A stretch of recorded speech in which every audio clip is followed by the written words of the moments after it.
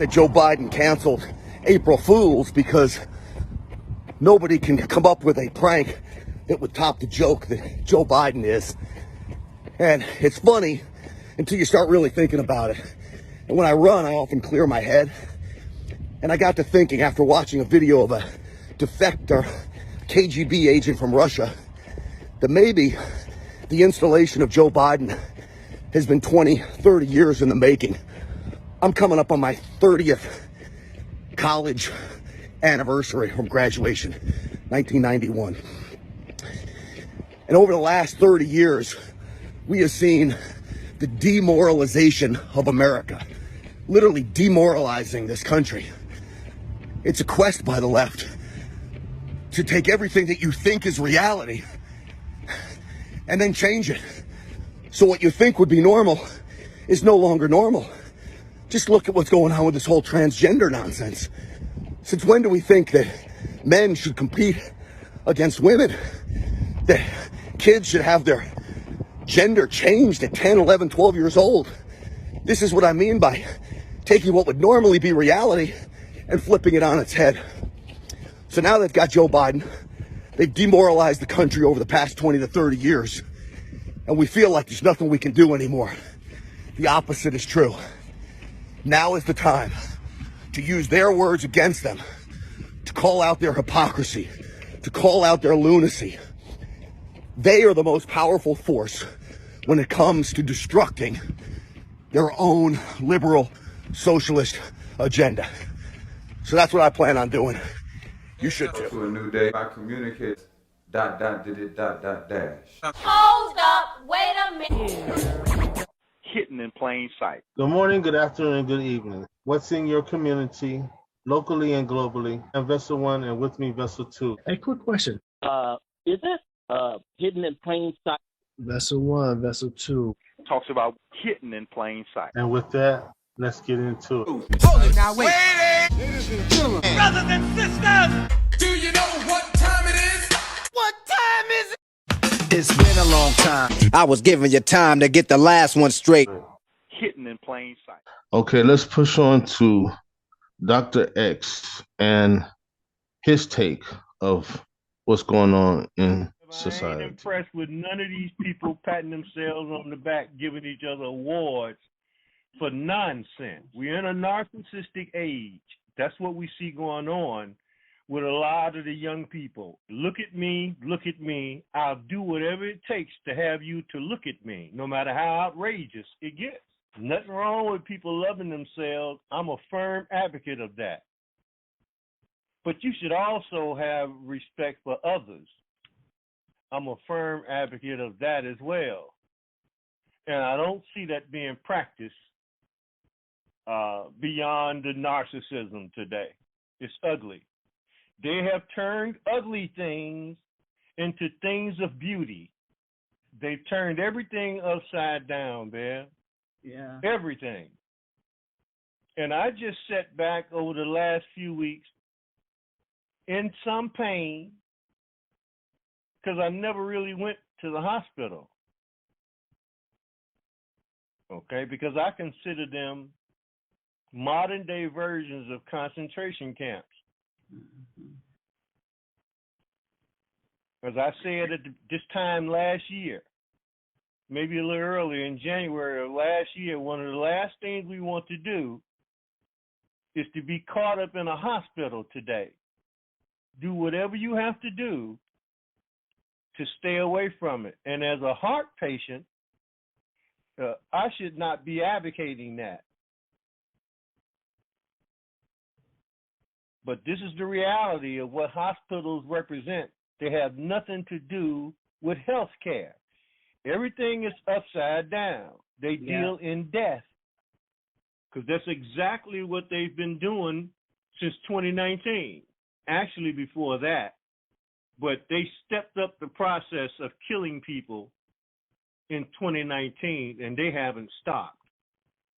I mean, I just want people to understand, imagine going to a hospital for health care, and once you get in there, you pretty much are handcuffed to your bed, and they won't let you out and won't let nobody in.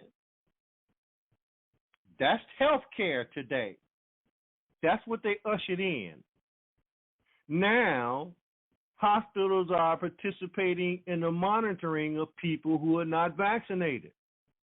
They're some of the main players in setting up systems to track people who haven't been vaccinated. Why are you tracking me when you should be trying to heal all those millions of people that have been vaccinated and are basically standing outside death's door? Bear, we said this year was going to be marked by death. This year began with this football player in Buffalo allegedly having cardiac arrest after tackling somebody. Then after that, we got some more death, right? With the black guy who gets beat to death by the cops. But somehow, for 3 straight days, actually longer than that, they running around talking about UFOs, and we don't know if there's aliens. Psychopaths. But to try to ramp up a riot, which is what the media was trying to do because they getting their asses handed to them publicly.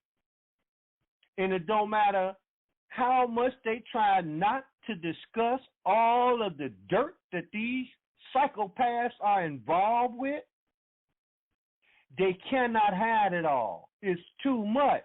Because they're talking about in the Senate what we talked about when the laptop first came out. And the media sat on it all this time.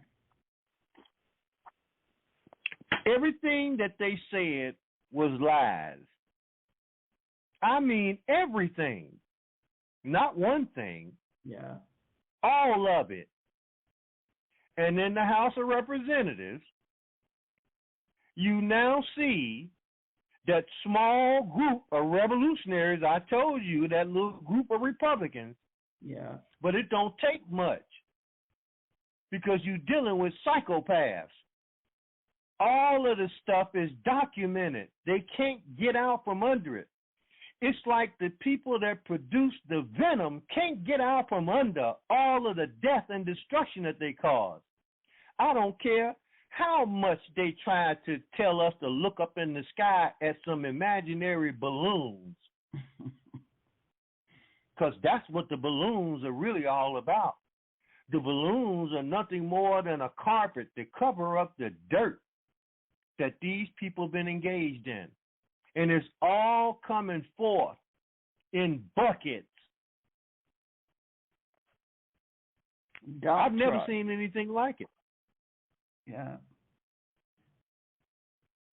But look how hard that they trying to get people attention away from that. I mean, you got 2 train wrecks that had derailed, and they had the chemicals all in the air. They got the balloon going on. I mean, you got the killings at the schools up here in Michigan. I mean, they just pulling all of this to distract you from what they're talking about, for they being uncovered. Exactly. And I just heard about the school, Michigan State, and I understand from the little reports that I saw that it was a black guy in a mask. See there? And then, of course, he kills himself. Oh, yeah. Lord. I mean, I literally had problems doing the program because my emotional state, I was just getting fed up with all these children being shot down 3, 4, 5 years old. Why is there no outcry over babies being shot in cars? Babies being shot in a car while they sitting outside with their mother waiting for their daddy to come out to church. Talked about Pfizer producing. They exposing themselves. What do they all have in common, Bear? They gay. All of them homosexuals. psychopaths. Let me go back to the children here for a minute, family. Because they want to castrate young children 7 and 8 years old. Talking about these are sexual beings. And they want to mutilate young girls by cutting off their breasts, and they even got Hollywood actresses wearing what they call binders so that you won't know that they got breasts. Synergy. It's like The Last of Us. Our elder, Dr. Robert X, and this was clips from the Truth to Power show with Beverly D. Vessel 2, any words? Yeah, that was the first show that he did after his small hiatus. Yes. To hear him come back. Yeah, he definitely sounds like he's angry, and rightfully so. We've all been lied to, and the lies continue to come in, and there's no real remedies to those out there who continue to believe in the lies, even though the lie is followed by truth. Right. But again, it goes back to Yuri, of what he was stating from even back then. You know how you can bring the truth, and you can have people. You can even try to force it or push it down their throat, and they still don't believe. You know, they might see it, but they can't put one together. And again, he was labeling all the things that that's happening now. That's the breakdown of demoralization of the world and its society, like euthanasia, like LGBT, and pushing it on children. You know, castrating children. I haven't, and no one's speaking about these things. You know, also, you know, pedophilia. Well, Hunter Biden and Joe Biden. Hunter Biden even called his father Pedo Pete. What kind of nickname you give your father? Pedo Pete. Pedophile Peter. Mm. And they still are doing uh, uh,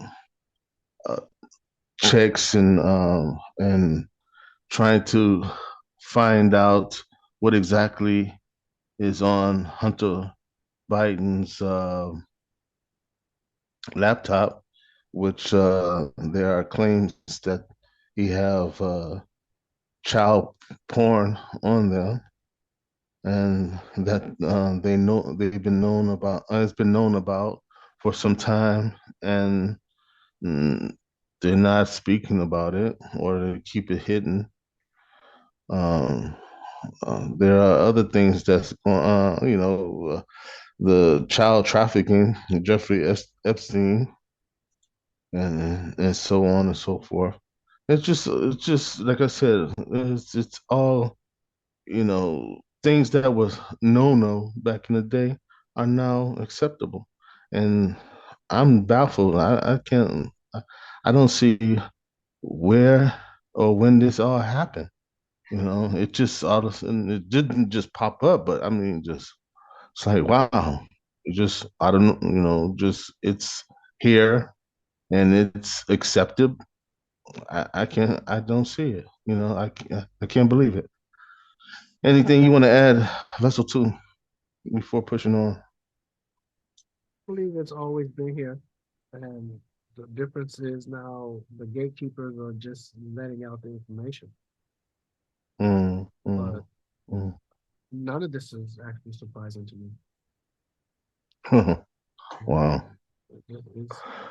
I mean, if you really paid attention in school, Dr. X called, he said they're psychopaths. And he's speaking about a certain demographic of people. And that was their history in school. Everything that you read about. I mean, it might not have hit you when you were reading it in school, but later, I mean, it hit me. It's like, wow, okay. Yeah, we are in a world ran by psychopaths. And they have never been a moral group of people. They preach moralism. They preach democracy. They preach Christianity, but they use the Bible to enslave people. They use religion to murder damn near almost all of their women at one point in time, claiming that they're demonic and witches, and now they don't have that label, but they're the same people. So what happened between then and now? You know, we're not allowed to talk about our history, but that is their history. So how far back in history are we allowed to go back to sit up there and see what we've been taught and to believe what we've been taught by them is true? So none of this really surprises me. The only thing that surprises me is it hasn't stopped. It seems like there's nothing that's going to stop them from being them. So until they all just come to an agreement that this is not the right way that we should be living upon this earth, we need to come to peaceful agreements and live peacefully towards and with each other. Or if that can't happen, then it's already been stated that everybody must dead. They're going to fire off all these nukes. And whoever survives is the survivors of what went down because they can't get along with each other. You provide a definition for the word woman. Can I provide a definition? No. Yeah. I can't. You can't? Not in this context. So I'm not a biologist. The meaning of the word woman is so unclear and controversial that you can't give me a definition? Senator, in my work as a judge, what I do is I address disputes. If there's a dispute about a definition, people make arguments, and I look at the law and I decide. Well, so I'm not. The fact that you can't give me a straight answer about something as fundamental as what a woman is underscores the dangers of the kind of progressive education that we are hearing about. Wow. Some heavy stuff here. Okay, so let's put these videos up and show correlation and segues to what both the audio and Yuri was talking about. This first one is about Dr. Kevorkian and what he was doing. Finally tonight, the man who brought the issue of doctor-assisted suicide squarely into the national spotlight. Ray Suarez has our report. Yeah, I think of it. He was an outspoken, retired medical pathologist from Michigan who became known as Dr. Death. Jack Kevorkian said he helped more than 130 terminally ill people die between 1990 and 1998. He used a device of his own invention, a suicide machine that let the patient press a button delivering a fatal dose of drugs. In 1990, after his first assisted suicide case, Kevorkian defended his actions on this program, then called the MacNeil-Lehrer NewsHour. It's up to a physician with his medical expertise, combined with logic and common sense, and a totally free mind to evaluate whether this person's desire and wish is medically justifiable. And if it is, then I think it's a physician's duty to offer that option to the patient. And I wanted to demonstrate also that there's a great need for it in this country. Right from the start, though, there was fierce criticism. On that same program, lawyer and medical ethicist Susan Wolf was interviewed by Robert McNeil. I think it's blatantly unethical. The medical profession has repeatedly rejected suggestions that physician-assisted suicide be legitimated. Doctors are supposed to be healers, not killers. Beyond that, I think it's most probably illegal. I don't recall. Michigan authorities agreed and tried repeatedly to prosecute Kevorkian. There were 3 acquittals and a mistrial, but he was finally convicted in 1999 after he'd allowed 60 Minutes to broadcast the lethal injection of a patient who had Lou Gehrig's disease. Guilty of lesser charge of second-degree murder. Kevorkian spent the next 8 years in prison. He was released on parole in 2007, still defiant, but promising not to break the law again. I will not do it again because it would be counterproductive. What would it serve? What purpose? It's now up to the people to fight for their right, and this is a right. It's a natural right. You're born with that right. From that, as you can see, you got that, and now, where are we? It was a no-no back then, but now. Canadian hospital waiting room promotes euthanasia, National Review. How in the tank for euthanasia has the Canadian medical establishment become? This much. A source sent me this photograph of a public information announcement that appears on a large television screen in a William Osler Health System hospital urgent care waiting room pushing euthanasia to patients. The ad oozes compassion. The visual is a photo of a male doctor's hand gently resting on the arm of a woman in a hospital bed, accompanied by the following text. The PR notice then provides a toll-free phone number that people interested in being killed can call to obtain more information. This is profoundly abandoning. Realize, these patients may be afraid. They may be in pain. They may be depressed. And what one act does the hospital from which they seek succor push? Killing. The ad makes no mention of palliative care or other means to reduce or eliminate suffering without killing. It does not describe that counseling can help people regain the desire to live. There is no hint that suicide prevention services might be available. And it obscures the fact that MAID is a euphemism for homicide by lethal injection. Think about how shockingly far the culture of death has penetrated Canada since the country's Supreme Court imposed it on the entire country 3 years ago. Not only is euthanasia now legal, the government and courts are transforming access into a positive right. And they are telling dissenting physicians in Ontario that they either must kill qualified patients, find a doctor willing to do the dirty deed, known as an effective referral, or get out of medicine. Not only that, but access will almost surely soon be expanded from competent adults to include the legally incompetent, including children, the latter category pushed by pediatricians. And there seems to be no limit to ways in which people with serious medical conditions can make themselves qualify to be killed, for example, self-starvation until they grow weak enough to legally receive the lethal jab. This PR announcement again, without any mention of life-affirming alternatives, demonstrates that euthanasia is not only being normalized by Canadian medical societies and hospitals, but is well on the way to being perceived by the powers that be as the treatment of choice for those with serious medical conditions. At least, that's my takeaway from the above. And it makes perfect sense. A society that becomes obsessed with eliminating suffering quickly embraces eliminating the sufferer as a means. And considering that Canada has a single-payer socialized healthcare system, what better way to save on costs than by gently persuading those with the most expensive conditions to choose death over fighting to stay alive? Indeed, there is already at least one case in which a disabled patient was offered euthanasia after being denied the independent living services he says he needs to maintain the desire to carry on.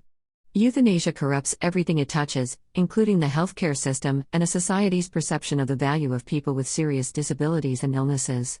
Those with eyes to see, let them see. That's all I can say. Wow. Anything to add to Mr. Two? Yeah, it's all about money. What people would do for money. That's what I see.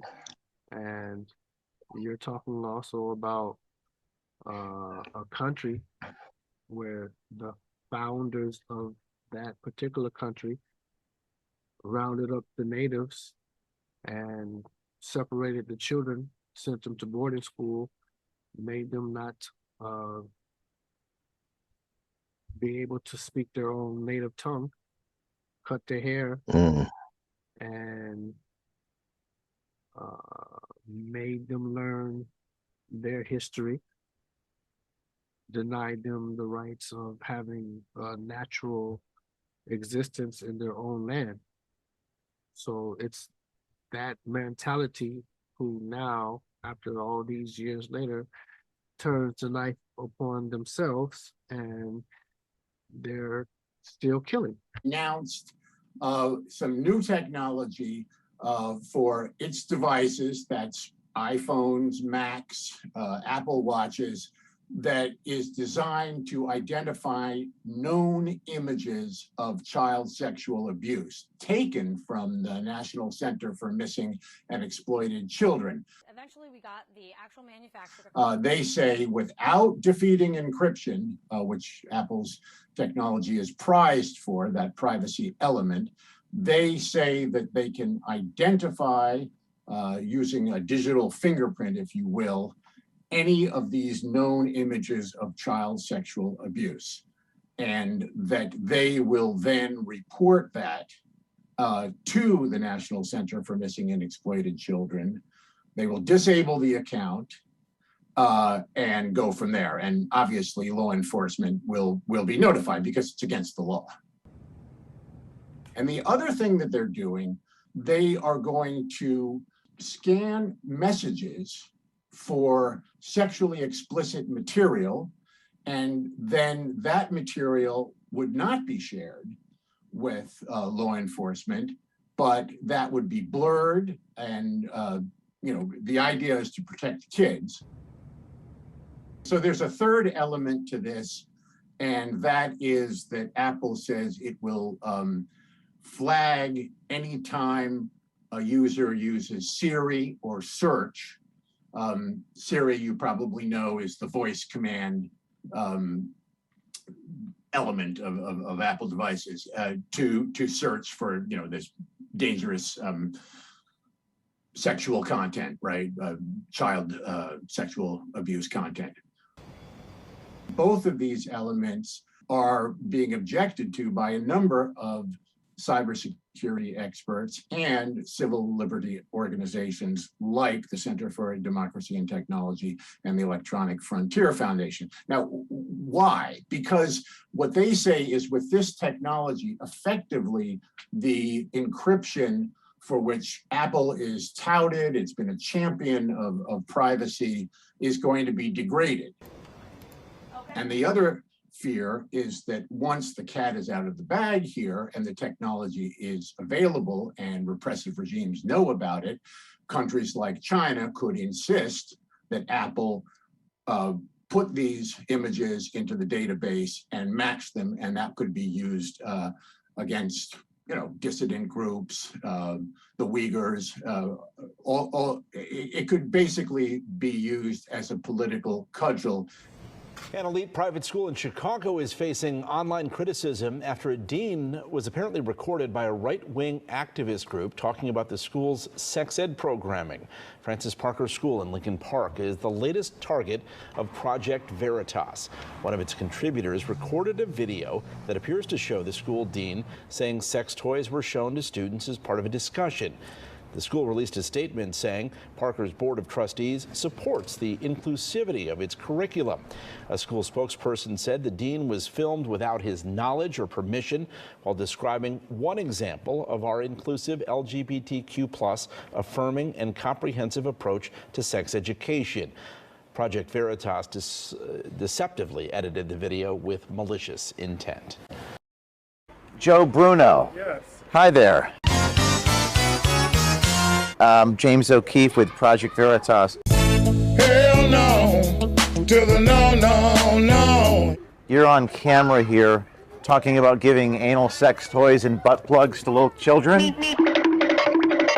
They're just like passing around dildos, butt plugs. The kids are just playing with them. Sir, why are you running? Why are you running away? Why are you running? Sir, anal butt plugs and toys?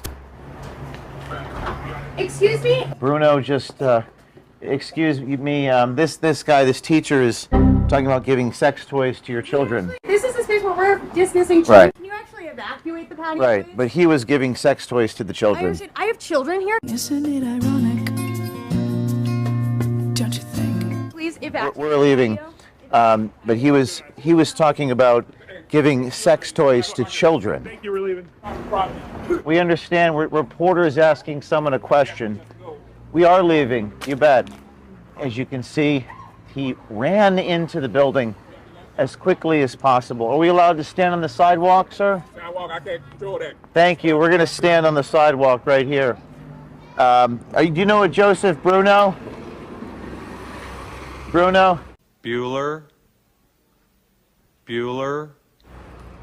Yes, you're filming me. We're filming you too.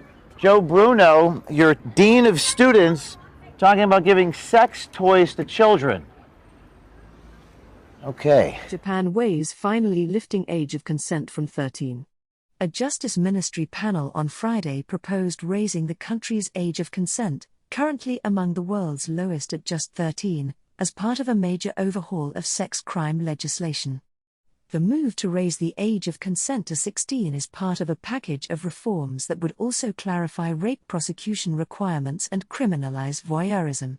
The recommendations presented to the Justice Minister come after a series of rape acquittals that sparked outcry, and will form the basis for draft amendments that could be enacted by Parliament later this year. Japan's age of consent, the lowest among the group of 7 industrialized nations, has stayed unchanged since its enactment in 1907. The age of consent is 16 in Britain and South Korea, 15 in France, and 14 in Germany and China.